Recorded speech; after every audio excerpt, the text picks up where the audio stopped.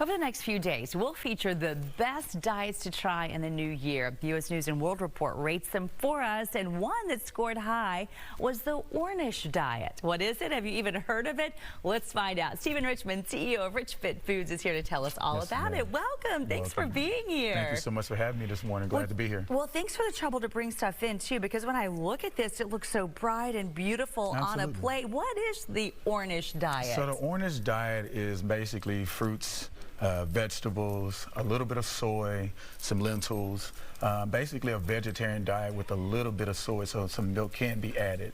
So it's not a full vegetarian diet. It's a diet that can be a little hard.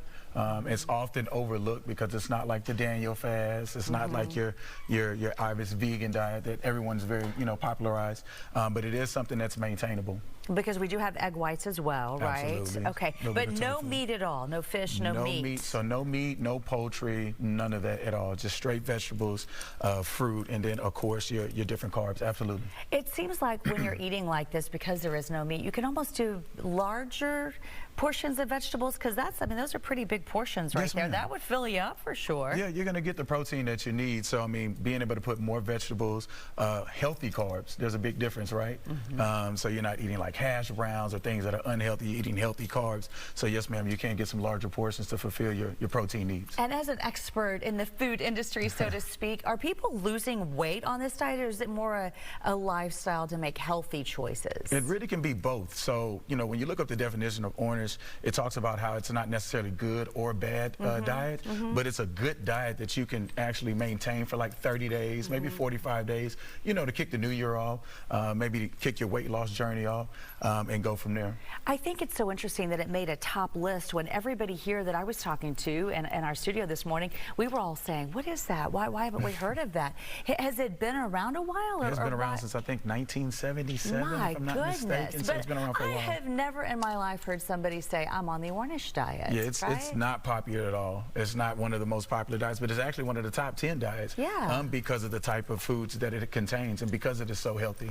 Any cons to it? Because we've talked about certainly the value of all of the vegetables we've got going on. You can't fight that. But what about cons? So the bad thing is if you have too many carbs, unfortunately the carbs can load up and add weight if you're having too many carbs. So if you've heard of people that say, oh, I'm on a vegan diet or I'm on a non-animal diet, they're eating a lot of carbs. So those bad carbs or too many carbs could be bad for you. So that'd probably be the only con. So you just have to really watch that. Count the carbs, I guess, if you're trying to get used to it.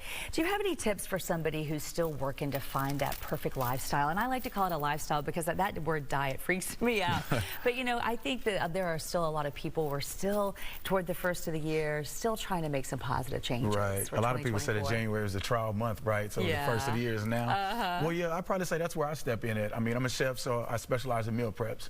So already having your meals prepped, if you have 10 or 15 meals in the fridge at the beginning of the week, that's going to be so helpful versus you're getting off work, you don't know what you want to eat, you're very hungry. What are you going to do? You're going to DoorDash, you're going to probably Uber Eats, or you're just going to go get something that's not even absolutely. Yeah, so if the meals are already prepped, they're already in the containers, they're already set aside, you're good to go. Well, Sundays are very stressful at my house because that's what I do all day after church. But I tell you what, it does make the entire week so much easier, stress-free. Go grab it, you make better choices like you said. Put it in the microwave and eat, and you're good to go, and you're back to work, you're back with your kids, whatever your lifestyle contains, makes it super simple. Such helpful info. Thank you so much. You're welcome. Thank you. Happy eating, whatever you guys decide. Till on.